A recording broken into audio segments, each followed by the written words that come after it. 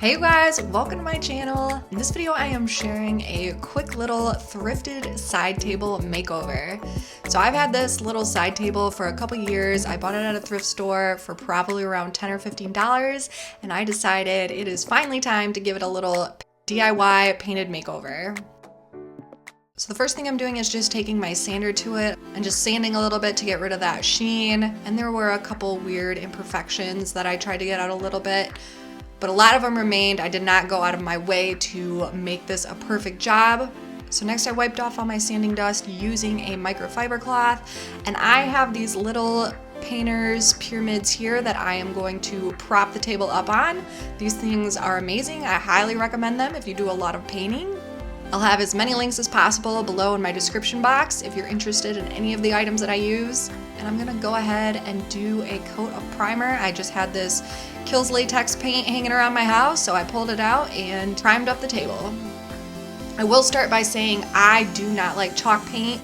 I don't like the look of it. It's not my cup of tea. When I'm painting furniture or basically anything, I prefer to take the time to prime and sand and to make my efforts worthwhile by getting a nice finish. Although I didn't spend tons of time on this table and go the extra mile to make it look really well done, I still did the extra step to make sure it's going to be able to hold up over time and take some wear and tear.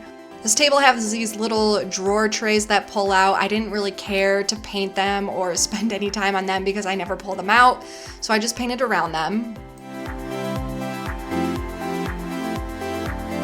And here's what the table looked like after it was primed. One coat coverage was pretty dang good. And the paint that I chose to try out on this table is the Behr Cabinet and Trim Enamel. Now I have never used this paint before, but I go for alkylid or enamel type paints because they typically have better leveling properties and are meant to hold up against wear and tear. So I believe this quart was about $20, which is kind of pricey. So I got this custom blue colored mix for me. I knew I wanted to do a pop of color for this table since my living room has a lot of neutrals in it and I really love blues and greens. Now I will say the guy at the store was like, it might not be the exact same color as the little paint swatch, and sure enough he was right. This definitely is a little bit lighter than what the paint swatch was and not really the color that I was going for. I wanted more of a deeper royal blue, but I had already started and was in too deep, and so I was just like, it is what it is, we'll see how it turns out.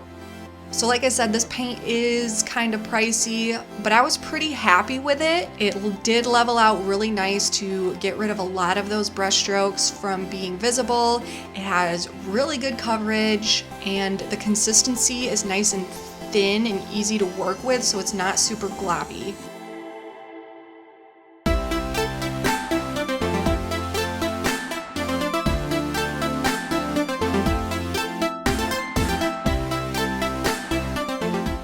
And after the first coat had fully dried, I went ahead with some 400 grit sandpaper and gave it just a quick light sanding to get any of those air bubbles or little imperfections out. I didn't spend a lot of time on this. Sanding sucks. I know people like to avoid it, but I think just putting in 10 or 15 minutes of sanding can really make a difference in your finish.